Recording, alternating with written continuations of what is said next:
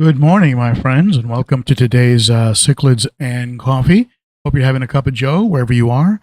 And today we're going to go deep into the mind of a fish keeper. And I appreciate you folks coming along with me on this journey. It's good to be back. I was away. I missed one live stream, and I did miss all of you. But it was a very productive weekend over in Charlotte, North Carolina. Didn't get to see much of that beautiful town because I was working the whole 4 days I was away. But it's good to be back home. So welcome everybody to the live stream. I see that DG's commented first blood as he was the first comment today. Very good, DG's. And DG's, if you're still here. Sometimes people will make a comment and then disappear. But if you're still here, send me your full name and address, and I will send you a channel sticker if you would like one. It's holographic channel stickers, and I will send one to you for being the first and a new name on the live stream chat. So, all right, who else? We have our Baglio, Salient Aquatics, one of my moderators. Hey, Cat Sailor. Angelo's in the house. Peas and Haps. Very, very cool. And, of course, you're talking football. And what else we got going on? Hey, Boss 07 in the house. Let me see. Boss says 07. But, hey, welcome, Boss. Good to have you here. Hey, GP, another one of my wonderful moderators. Fish Fam Link in the house. Very cool. It looks like Steelers G, 1190. Hope my eyes are working. Good morning to you as well. And Michelle Crisco, hello, my friend. And Michael's in the house, Lordinero, and Eric Isaacson. Good morning to you.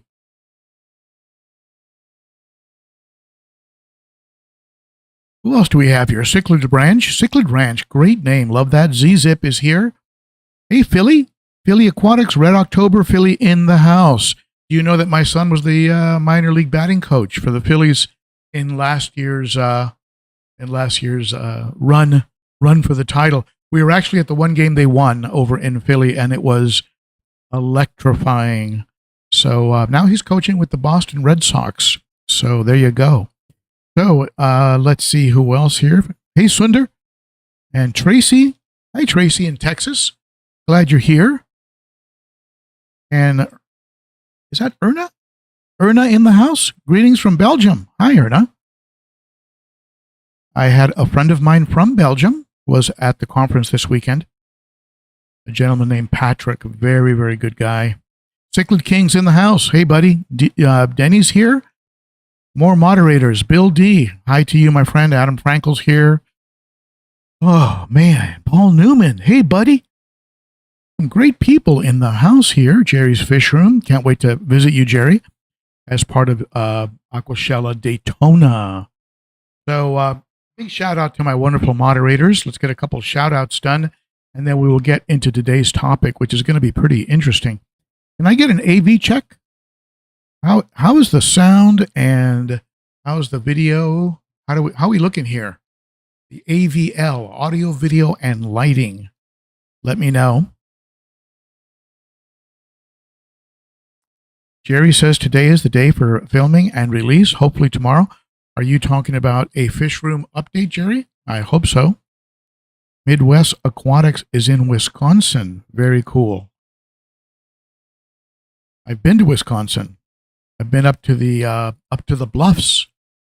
I'm like that Johnny Cash song. I've been everywhere, man. Because I used to travel three cities a week. 3 weeks at a time, and then I'd get a week off. It was a grueling job, not conducive to keeping fish. But that's a story for another time. So let's go ahead and do a couple of very quick shout outs. First of all, let's do this. If you're the biggest super chat today, you're the biggest super chat, you will get a towel, Aquarium Co-op towel, sample of fish food from Northfin and Sarah, and a holographic sticker. If you would like one, you will get a holographic sticker and aquarium co-op towel and a sampling of fish food. So one big bonus pack to today's biggest super chat, just to say thank you to those of you who support the channel that way. And okay, AV is good. Okay, good. Thank you so much for that. I appreciate that. So let's see here.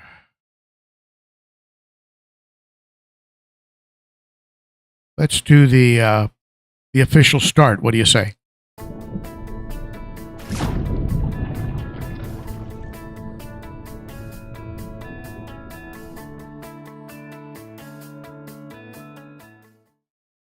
Very, very good. So a couple very quick shout outs. First of all, to my wonderful Garage Gang members, the Patreon members who support me on a monthly basis. As I like to say, you make a bigger difference than you could possibly know. And it starts for as little as $3 a month. Details are under the video in the comments. So thank you to my wonderful wonderful Garage Gang Patreon monthly supporters. And let's see here.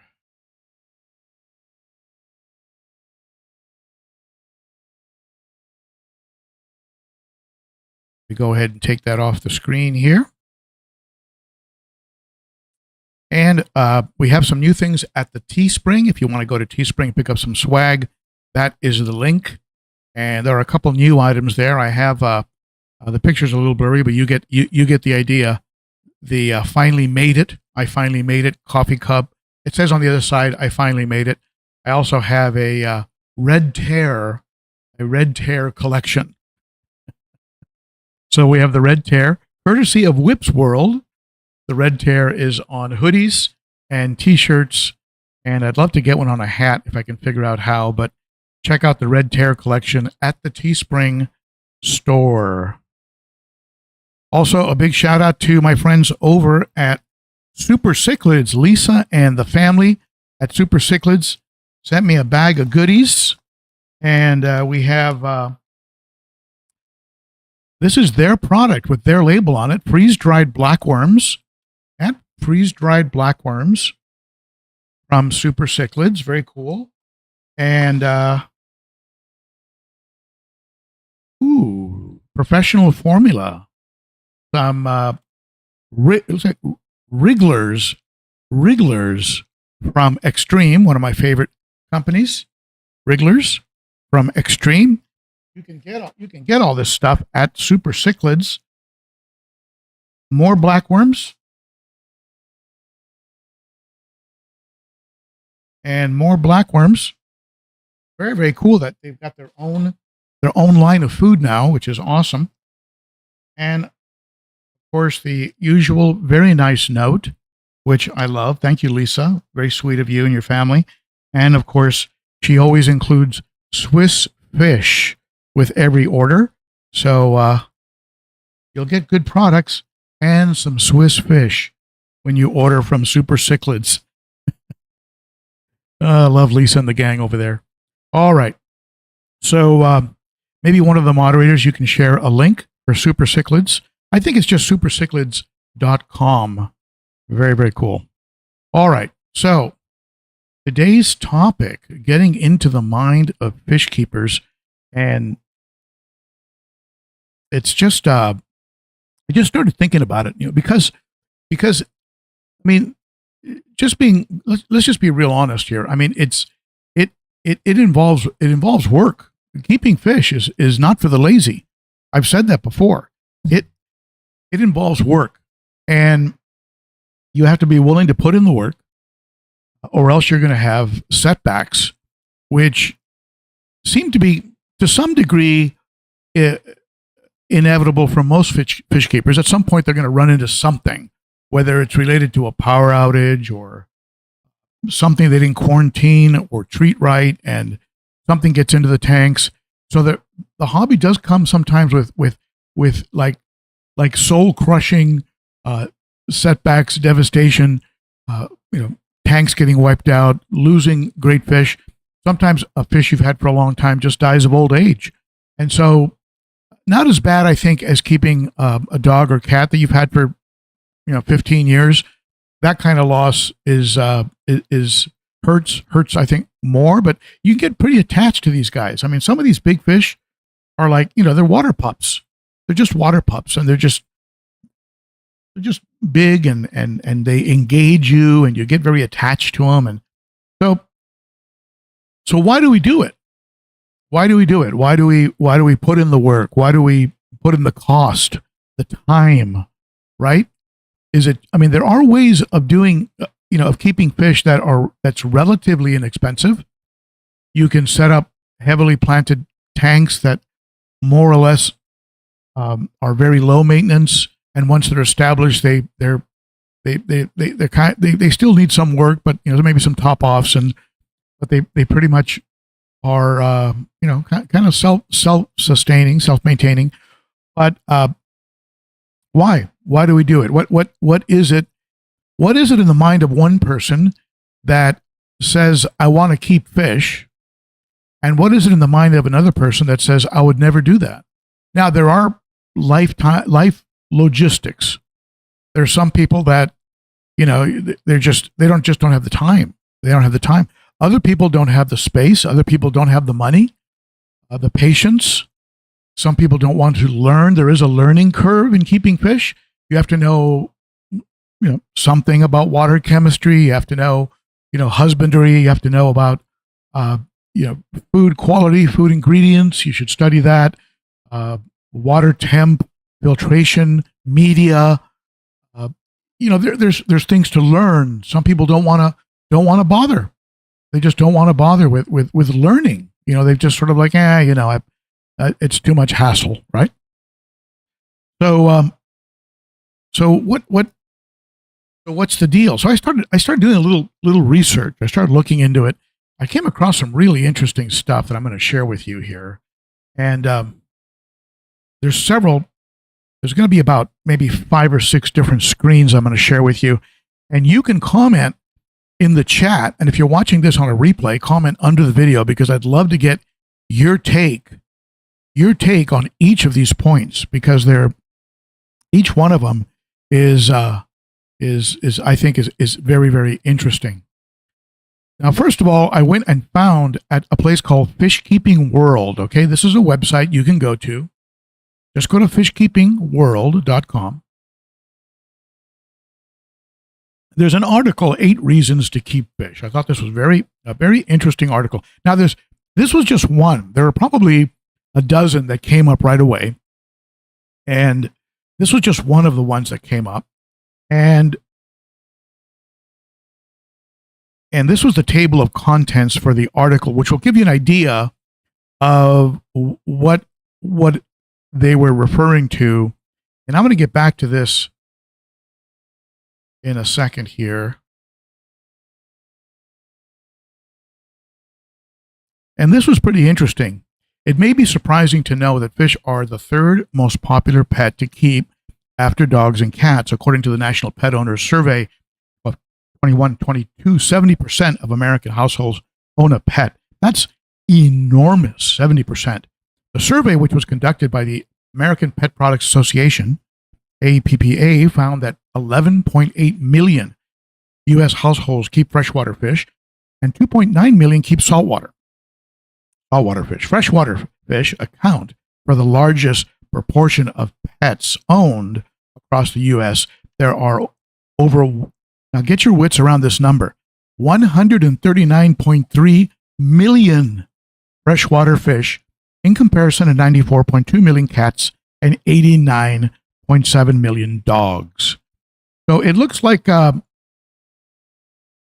fish keepers rule, and it looks like the freshwater fish keepers are at the top of the heap here. So hey, that's us, guys. And saltwater's cool too. Not a knock on saltwater or dogs or cats, but amazing numbers. Now,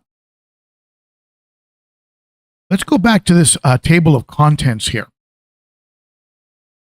there's some real interesting information that is backed up by medical research on health benefits. And what are we talking about with health benefits? We're talking about people suffering from anxiety, PTSD, low-level neurosis. I mean, there's things that fish keeping is scientifically research shown to have a positive impact. Drops in anxiety, drops in the feelings that come with PTSD, reduced heart rate, lowered blood pressure. Interesting, huh? And they talk about how it's no coincidence. It's actually based on research that at your dentist, at your medical doctor, at your surgeon, in the lobby of the cancer institutes, things like that, they have large aquariums because these things actually have a calming effect on a person. I worked once with a CPA, with an accountant who had a very large saltwater, beautiful coral tank. And when he would adjust the lighting, the corals would just really explode. They were just so beautiful. And whenever he had to tell somebody that they owed a lot of money in taxes, he would dim the lights of the office and go, "Hey, let me show you something." He would dim the lights. He would set up the lighting in the tank so the corals were like really beautiful. And then he would say, "Okay, now look at the tank as I share with you the results of last year's taxes." And he thinks it might have saved his life a couple times. They're quiet. Point number 2, they're quiet. Okay, yeah, they're quiet.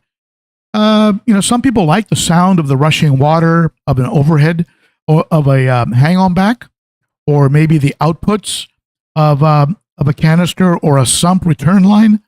Some people like that. They like the sound of the bubbles breaking the surface. But compared to my beagles, who bark at anything that dares to move outside the property, it is very, very quiet. So that's a plus point. That means that you can keep aquariums in places like bedrooms, right? Work offices, places like that where you don't want a lot of background noise. Learning opportunity for children. Now that's a big one, and I just can't wait. I can't wait to start teaching my granddaughter some of the things about aquariums, aquarium chemistry, water, and it'll start with maybe a goldfish. Maybe I'll get her a little feeder fish, and then maybe work our way into a betta, and over time get her grooved in, and in the long term maybe even give her this fish room, depending how life rolls out. So yeah, it is a great opportunity, not just for children. I mean, as adults, how much have we had to learn? How much have we had to learn as adults to take care of our fish? Beneficial bacteria, the nitrogen cycle, the impacts of nitrite and ammonia on our fish, medication, different types of antibiotics, curing things naturally with salt, how to add oxygen to the water, the impacts of lighting on algae and plants, learning about aquatic plants, fertilizers, on and on and on and on. So it's not just a child learning experience. It's actually a learning experience for adults. And when I say always be learning, and when I say I'm always learning from you, I mean it. I mean, all the time, I'm picking up new ideas and different angles and way to do things. So learning opportunity for children, and I would add to that adults. They don't take up much space. Well, how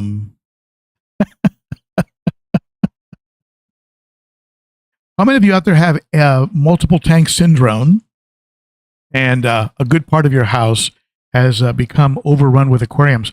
My entire garage, this is a 2-car plus garage, 2-car plus workspace area, a very roomy garage. And no, it has been taken over by aquariums. And if I had my way, I would be working my way into the house. But my wife has drawn a hard line, and that's good because it keeps me in my man cave. But you can get a 5 gallon little betta tank, put some live plants in it, put a little bubbler, put a floating log. You'll have a good old time, and all it'll be will be like a 1 foot by 1 foot footprint on your desk, and you'll get a lot of joy from that. Cheaper than other pets. Well, look, I'm going to be honest with you. Unless there's a medical issue, if you've been to a veterinarian recently, you know that you're probably not going to get out for under $200. And if your pet needs a surgery, you're talking thousands. But the ongoing, setting it up, establishing it is like if I had not had help from the Cichlid Shack, from Glass Cages, and Expertmatic from the Aquarium Co-op, this fish room would probably be a $10,000 setup. A $10,000 setup. Between a 300-gallon, 90-gallon custom, 210, the stands, the sumps, the filtration, the canister filters, the ongoing cost of food, the lighting, right? Aquarium Co-op, thank you so much. All my tanks are Aquarium Co-op lit now. But anyway, without that help, a $10,000 project. Now, you pick up a rescue dog, a rescue cat, you take good care of them, you feed them good food, you might never get close to that amount. So again, I beg to differ, but it is possible to go at, to keep tanks, smaller tanks, at very inexpensively. They don't require much maintenance. Well, again, depends what you have, and depends how how OCD you are. But yeah, you can. I've got my I do water changes in my big tanks every 2 weeks, except for the 90-gallon where I was working on hole in the head. I was doing that up to twice a week. But smaller tanks also, they might get a water change every 2 weeks. Depends how the tank looks. There's cleaning of the inside panels. There's filter maintenance. There are things to do.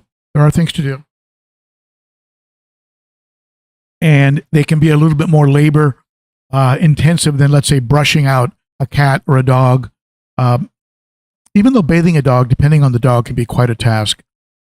But I would say that, I wouldn't say they don't require, but again, a smaller tank with a little sponge filter and a betta, you're going to be fine. Rewarding hobby. Yes, rewarding hobby.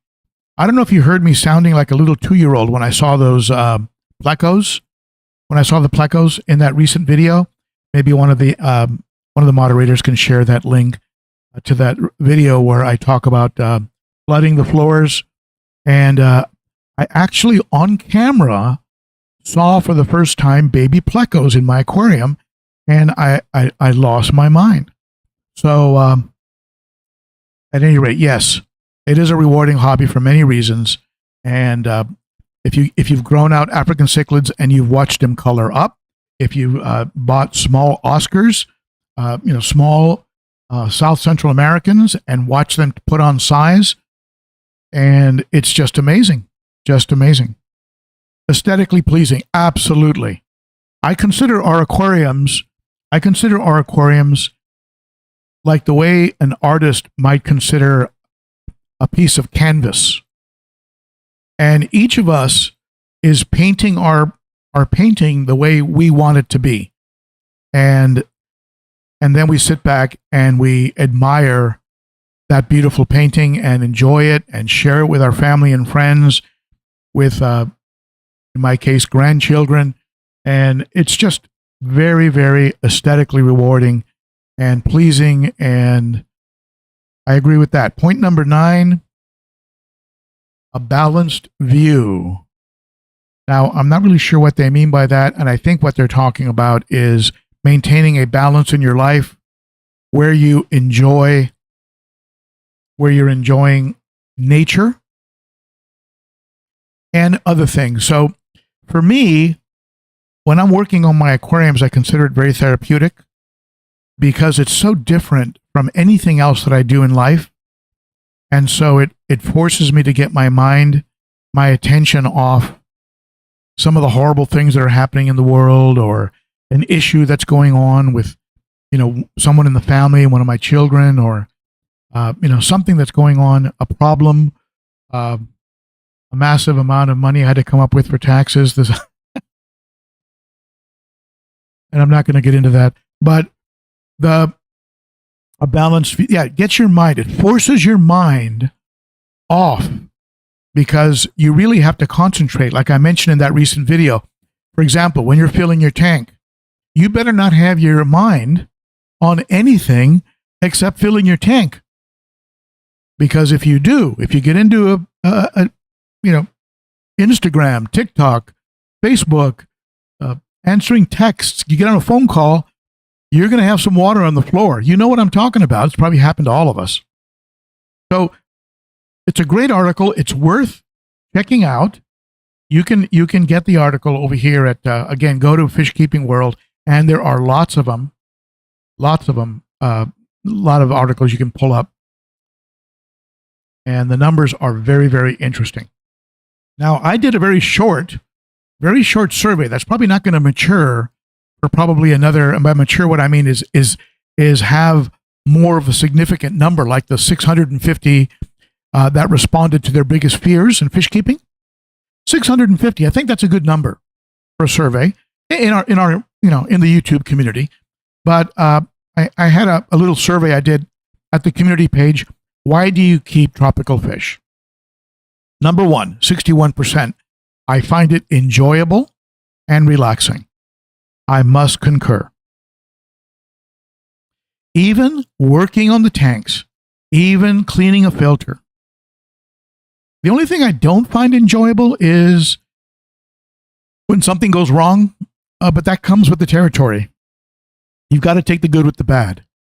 But, when fish are sick, a fish jumps and you find him dried up on the floor, or there's an illness of some kind, or something like that. I don't enjoy that part of it, but it comes with the territory, and we've all learned to deal with it.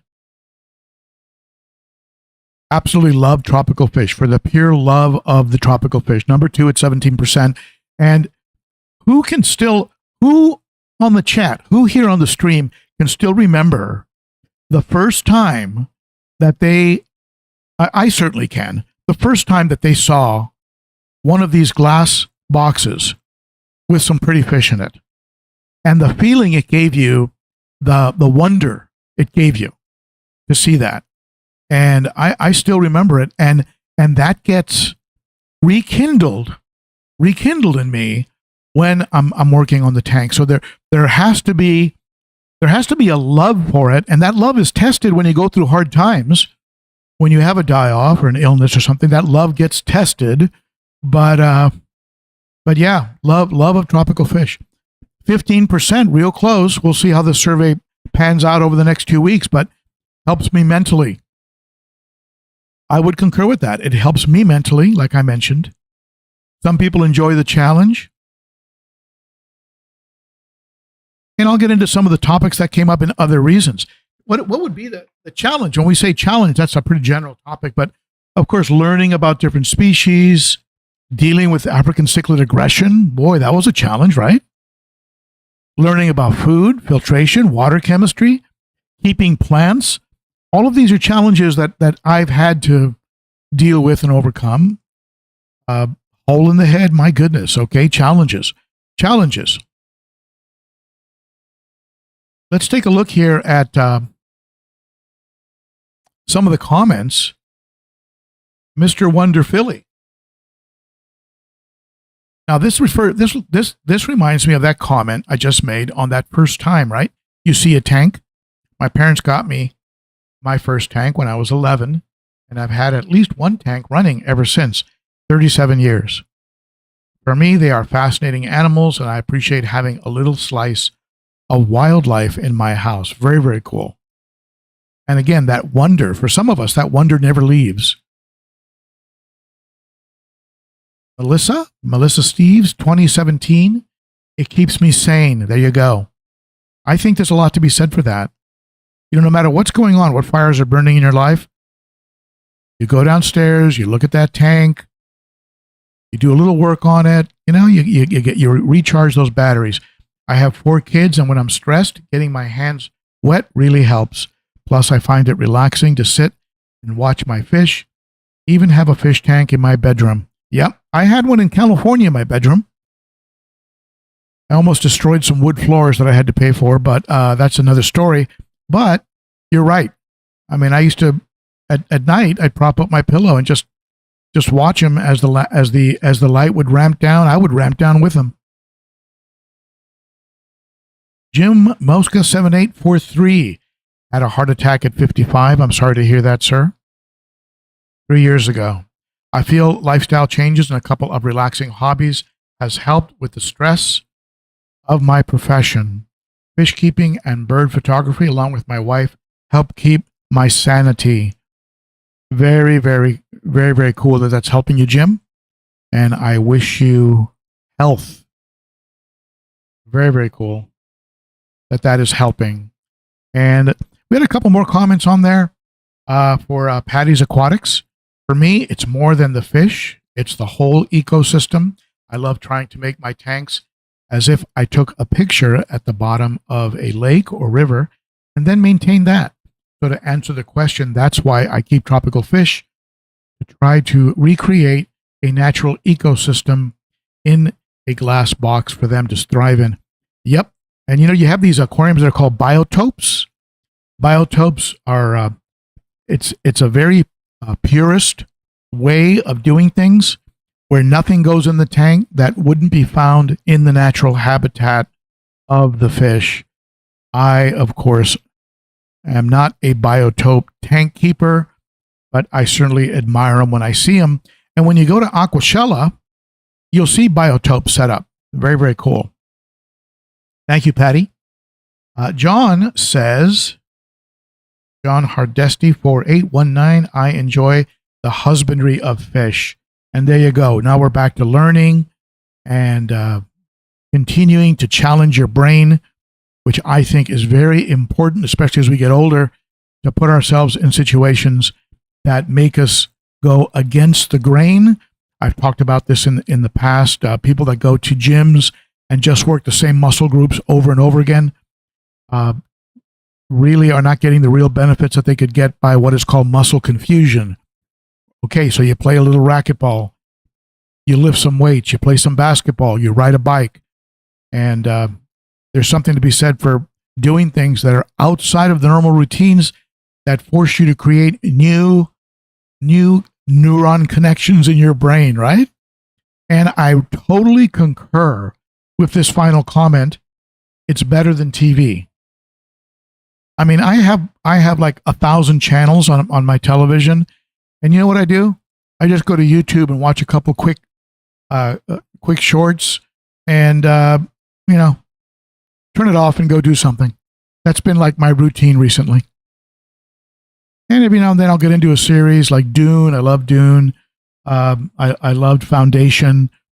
When Bosch was on TV, I loved Bosch. So there's some series that I get into, but it's becoming more the exception. But yes, it is better than TV, and I think it's healthier for you than sitting there and just watching some electronic brain stimulation. And plus, what we see a lot of times, especially if you watch news, a lot of it is, upsetting, divisive, in some cases just outright lies. So, I don't know. I think if you unplug from that, it's probably refreshing for us mentally and spiritually. So, yes, I agree 100%. So, there you go. What do you think about all that? Let me see what you have to say in the comments. So much wonderful data associated with this. But let's go into the chat here and see what you have to say. And by the way, for those of you who came in late, today's biggest super chat, let's make a threshold of $15 to cover shipping. Today's largest super chat is going to get an Aquarium Co-op towel, some wonderful fish food from Northfin and Sarah, and if you want it, a holographic sticker. channel sticker. Today's largest super chat, over $15. And if I missed a super chat while I was going on and on, I am sorry. I wasn't paying attention to the chat. But let's look at the chat now and see what's what. I'm going to scroll back through the chat. Let's pick up some of your comments. Jerry likes sports TV. I get it, Jerry. And yep. Even sports these days, I've become a little bit, except in the playoffs. In the playoffs, I do like to watch entire games, but I've gotten to the point now where I just like to watch highlights. And I would rather be creating YouTube content or working on my tanks or spending time with my granddaughter. It's so far ahead on the list of, or riding my bike, so far up on the list of watching TV compared to watching TV. But yeah. Let's see here. You know, Steelers, I don't know if I'd put a big screen next to an aquarium. I would be like at a tennis match going back and forth.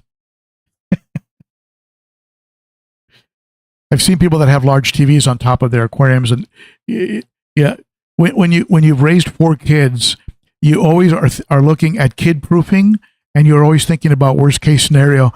And in my mind, I'm thinking about a kid hanging from the TV, and having it crash into the aquarium. Oh boy, I'm just jaded, I guess. Let me see. Lady Diane, what TV? Yeah, you're my hero, Lady Diane. That's cool, man. You cut the cord. You're out of the matrix. Let's see here. Andy says the lessons we can pull from aquariums can be translated into other aspects of our lives, to work with nature and not against it, to be more patient and understanding, to look for the beauty in our world. Very, very cool. And I think you're spot on, Andy. I think the biggest lesson I've picked up certainly is patience, because we certainly live in a world of just add water, or there's an app for that, or Google that, and you learn to try something and watch it evolve and roll out and see if it works, and listen to what other people have to say, and then ultimately be able to make up your own mind. Like when I first put this tank together, I wish I had $1 for every person that told me that my Oscars were going to kill my Vieja, or were going to kill my Jack Dempsey, or my Salvini was going to be taking bites out of the other fish. And it just hasn't happened. And so now, does it mean it's not going to happen? That's one of my favorite sayings, because it hasn't happened doesn't mean it's not going to. But again, you take the steps, and then you make up your own mind based on your own personal experience, and then you decide what is true. And so you learn that's what's being fed to you sometimes isn't always the case. So very good, Andy. Love that comment, my friend.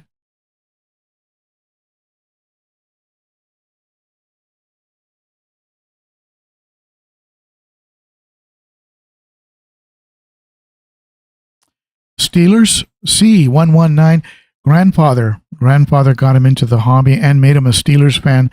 And again, you get into situations where fish, for a lot of us, are something that serve as a line back to a good time, back to a moment of pleasure, right? That is that we hold dear, right?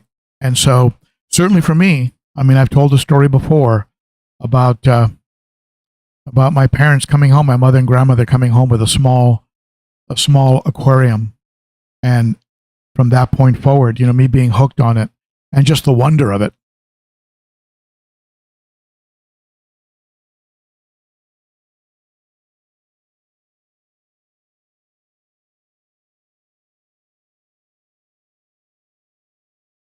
Cat Sailor, out of COVID. So many of us had some changes in COVID. I know that the aquarium hobby boomed during COVID because people were taking those tanks that were being neglected or laying in the garage, and it was something they could do at home that could give them pleasure. And so the hobby in general boomed, and I know it's gone through a little bit of a lull after we all got back to work, but I think, and that's very cool, Cat Sailor. Very cool that you ended up getting the bug. How many times have I heard that? The truth is, I got back in the hobby because I was on the road, as I mentioned earlier. I was traveling 3 weeks at a time, three cities a week, and I bought my 11-year-old son, my oldest son, the one who's coaching for the Red Sox. I bought him a little 29-gallon, and of course, he got busy with travel baseball and coaching and everything else, leaves for college. Who gets the aquarium? I should have predicted that. I ended up with the guinea pigs, the mice, the snakes, the parrots. I ended up with all the pets ultimately as my kids moved on, lost interest, things like that. So all of a sudden I'm back in the hobby. So yeah, that happens. And how many times do people walk into your home and see your aquarium, and later on you find out they got into it? That's kind of cool, isn't it? You're kind of paying it forward or helping other people get in. All right, let's see here. Malawi Lake 40, my therapy and mind relaxing. Very simple statement, but very true and backed by science. Reduced heart rate, lowered blood pressure, even helps, and this is very interesting research, even helps with Alzheimer's. People with Alzheimer's. Very interesting, some of the research coming out on that.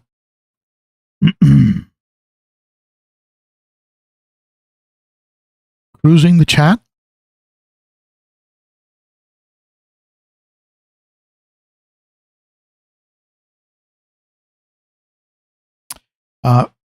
Finn Golfin. Isn't that the truth?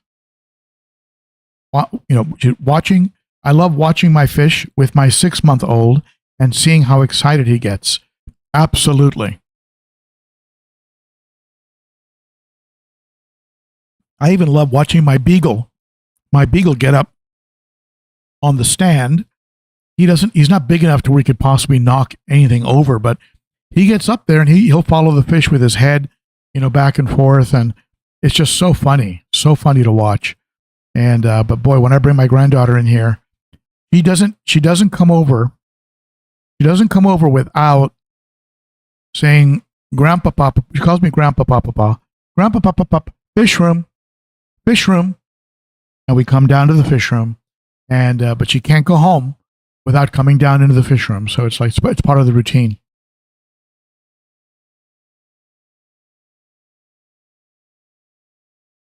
Scott Tucker, I enjoy these little creatures, and it is like having nature in my house and adds beauty to my home, relaxes me after a hard day at work and on the weekends. So true. So very true, Scott. Especially for some of us that have a, we have a stressful job. You come home, you're wound up. You're just wound up.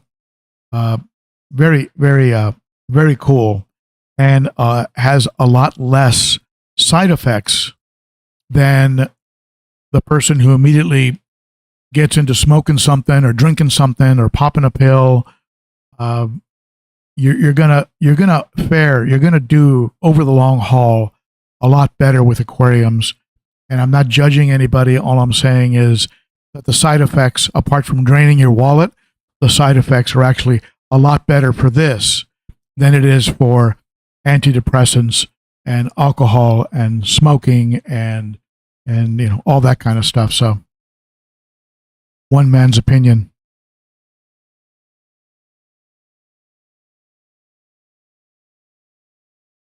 Michelle Crisco helps me balance the stress of being a full-time caregiver. for my special needs stepson. Folks who do that to me are sort of like angels. They just have to have the patience of a saint and a tremendous heart. And so I get it. I have a sister-in-law who was working with special needs children, and from time to time, she was actually getting physically abused.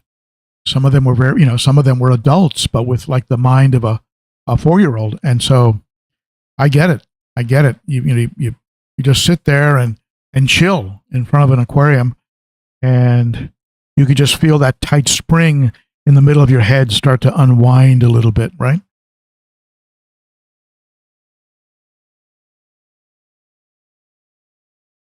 Kev. Well, they say flattery is the, or they say, what is it? They say imitation is the biggest form of flattery. A friend came home with a 125, set it up, went and bought an identical one next day. That was 1982. Wow. And now Kev is a Tennessean like me, right? Very, very cool.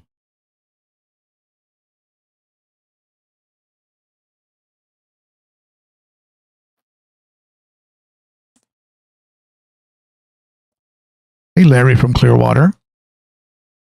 Jerry says MTS rules. Oh, boy. All right. Thank you so much, everybody, for those wonderful comments. I love to read them.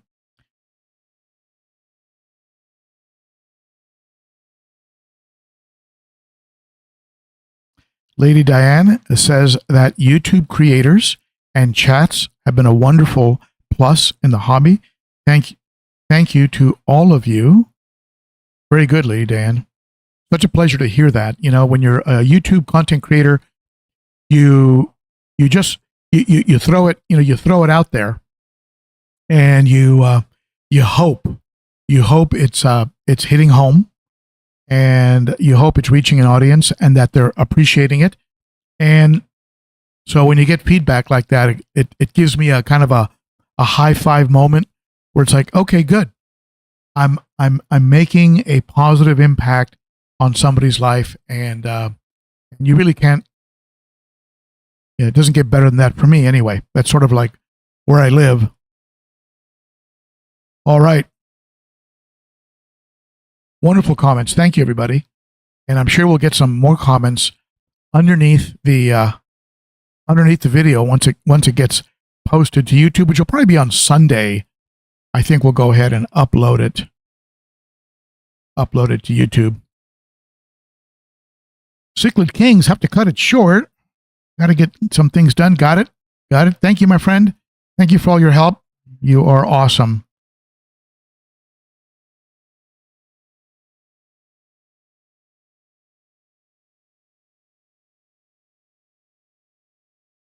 All right. With that being said, anybody else has any other comments they would like to add, go ahead and add them now. And let's see here. Let me change the view back to this. Very cool. Now, what's going on here in the fish room? A good part of today and a good part of tomorrow, I'm going to be doing some maintenance that was more or less skipped while I was away. I'll be giving a substrate vacuuming on this tank. Now, this tank has a river rock bottom, and below it is sand, several inches of sand. The sand I leave alone. The fish will move it around, but I leave it alone. So but I will do maybe a half inch into the river rock vacuuming to pull out some of the detritus. I'll go ahead, but before I do that, I'll go ahead and clean the inside panels of the aquarium, swap out the pre-filter or squeeze out the pre-filter. So that way, if anything's going to be floating around, a lot of it's going to get pulled out with the water change. So I do what we call general housekeeping. I do that first, and then I go ahead and do the vacuuming. I'll take this tank down to about 20%. I don't do an enormous water change. It'll go down to about 20%. The African cichlids, I'll take down to maybe 30, 40%, sometimes 50 or more, depending on my readings. And same thing, I'll clean the panels, swap out any plants that are too brown, and replace them with another plant that was serviced. Now, when I service the plants, I soak them overnight in bleach, and then I give them a good rinse, and then soak them overnight in water with conditioner, and makes them totally safe. And then I can drop a clean one in, take the browning one out. To clean these plants, these plastic plants, with the kind of detail that they have from Elite Cichlids, who's no longer around, unfortunately, it's just too much work. So I just drop them in bleach. It's about, I don't know, a quarter cup of bleach in a 5-gallon bucket of water. Something like that. And the ammonia will gas off. The bleach will gas off and become safe. But I then give it a really good rinse and then let it soak overnight in water with conditioner just to be super sure. A lot like the way you would recharge Purigen using bleach. So I'm going to have to do that with the plant in the 90-gallon, which is a little brown. The real plants are doing phenomenal. The Java fern and the Anubias and the hornwort in the beta tank is going crazy. The hornwort in the live bear tank, the hospital tank, and of course my planted tank is going insane. For some reason, hornwort loves my water. And this is locally grown hornwort. Maybe that's why, but I'm not really seeing a lot of needles. I've had a couple people comment, how in the world do you keep hornwort and not have your aquarium covered in needles? So I think it's maybe it's because it's locally. I buy it from the local fish store, and they grow it and harvest it in their tanks, and so it's not coming from somewhere else. The tanks are all very healthy. Makes me wonder how long I could neglect them and have them be okay. Certainly, you do water tests. I don't worry about nitrates until they get up over 80 parts per million. Maybe if I had if I had discus, maybe I'd want to keep that around 10. But with these fish, I don't worry about it. I haven't had a problem, but I do try and keep it below 40. Now, the wisteria in the planted aquarium is doing amazing. The egg layer planted aquarium is doing amazing. I have noticed, and maybe comment in the chat if you've had this happen. Have you had neons disappear? I had 15 neons. All the other fish are hardy, growing, and doing phenomenal. But I had 15 neons, and I think I probably got about 5. And I've never found a dead one. Maybe the plecos are eating them. I don't know. Maybe before I took out the electric blue Acaras, maybe they were picking them off. But have you had, little neons, they were little, but have you had neons just disappear? I don't know. I don't know what happened to them. So maybe they became plant fertilizer. But I think I'm down to about 5. At any rate, I know they're kind of fragile. Now, I'll tell you one thing I've noticed, and you tell me if you think this has been the case for you. Live bears produce prolifically, tremendous amount of fry. However, they seem to have a shorter lifespan. They seem to kind of go for a short period, and then that's it. Some of them I notice go to the bottom, release their fry, and in some cases will die off on me. But has that been your experience? Have you found that your live bears have a shorter lifespan than your egg layers? My egg layers, I've got some cherry barbs in there I've had for the entire time I've been in Nashville. and they all of them are going strong, regardless of where I got them from. And a lot of them have been from like PetSmart, right? Petco. So it seems to me like the egg bearers, the egg layers are a little hardier and live a little longer. But anyway, what do you think? Has that been your experience? As opposed to, let's say, platies, right? Mollies? I'd be curious to hear from you on that. Jeremy Moore, that's been my experience. Jeremy Moore, I don't like neons. They die too fast and probably got eaten by the others. I have heard that we're having a problem in general in the hobby with neons and also to some degree with guppies. Like we're getting like weak strains of neons and guppies. And maybe some folks out there like Dan's Fish Room or someone like that might have some hardier strains of neons and guppies. Let me know. But yeah, that's kind of been my experience, that neons are pretty.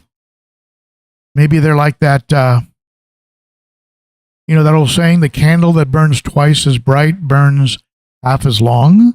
Maybe we got some of that going on. I mean, I don't know. You tell me. Jeremy says I can't keep guppies. Yeah, I've got a deep blue male guppy that has lasted. My other guppies, I think, males are gone, but I've got a couple of very hardy females. I've got a lot of guppy babies. So, I mean, the live bear tank, I think, is going to recycle itself with all the fry that's in there that's thriving because of the hornwort. That gives them a lot of places to hide. And at some point, I may have to take some of these fish to the local fish store. I'm probably going to have to give away some of these plecos. I mean, if you're in Middle Tennessee, and you want some plecos, let me know. I'll hook you up. So let's see. Finn Golfin, one of the downsides of fish keeping is when you lose fish. Lost a frontosa. I've had for 6 years yesterday. Wow. To bloat.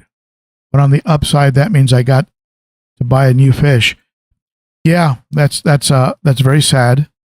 And frontosas can live up to 30 years. I heard they can live 30 years. So at any rate, yeah, bloat. You got to really keep some veggies. Keep some veggies in that diet. Keep them regular. Watch your feeding. I've gone to once a day feeding, and I'm watching the tummies of the fish. If the tummies start to sink in a little bit, I'll go back to twice a day. But I've been going once a day, and I've been seeing some good results, and certainly a lot of excitement when it's feeding time, which I like. I like to see fish attacking food. That for me is a good sign. But Lady Diane says, we really need neon breeders in the U.S. The imports seem to all have neon disease. Has a very healthy group, hasn't lost one yet. Yeah, I think domestic breeders, again, it's one of those things where we keep getting them from, from very far away. They come in from where? Indonesia, the Far East. They're coming in from all over. I might be looking into white clouds, maybe add some endlers, maybe add some, some other types of fish. How about cardinals? But cardinals need a little bit warmer. I heard they're good tank mates for the discus because they like a warmer tank. And I have been keeping my tanks at around 77, 78. So who knows? Maybe the neons needed it a little bit warmer. Jeremy loves his white clouds.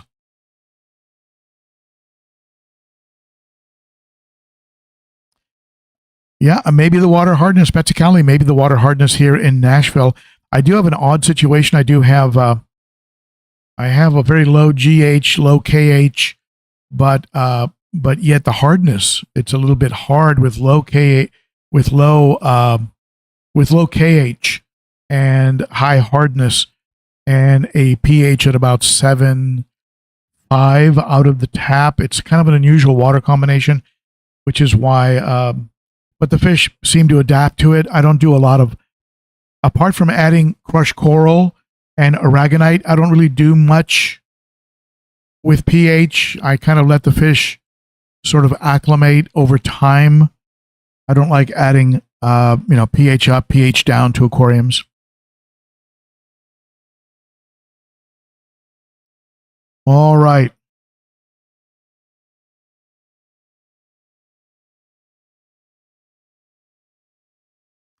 Well, thank you everybody for your wonderful input. Great chat today from you folks. And I love how engaged a lot of you were. And I know there are a lot of you out there lurking who are watching the live stream and don't comment. I want to say thank you. Thank you for lurking. Thank you for being there and being on. It's not required that you comment, and I am glad that you are here, even though you're not participating in the conversation. Everybody is appreciated. A big shout out to my wonderful moderators, and also, again, a big shout out to those of you who are members of the Garage Gang. Thank you so much for your monthly support. You are very appreciated. And again, one more little shout out to my wonderful Garage Gang. It is the Garage Gang that's going to be getting me over to Daytona in November. I'll be at Aquatics. If you do go, please find me and say hello. I'd love to meet you in person. And that would be actually a lot of fun. Details on becoming a member of the Garage Gang and getting your name featured in my live streams is under the video. So I think with that, we will go ahead and end off. Thank you, everybody. You are the best. You rock. I very much appreciate you, and I'm very happy to be back. And I will see you this coming Saturday. Not sure what videos I'm going to put out between now and then. Definitely some shorts. I'm really enjoying putting out some shorts. So we'll see where that goes. Thank you, my friends. And I will see you again soon. And you are appreciated. Bye-bye.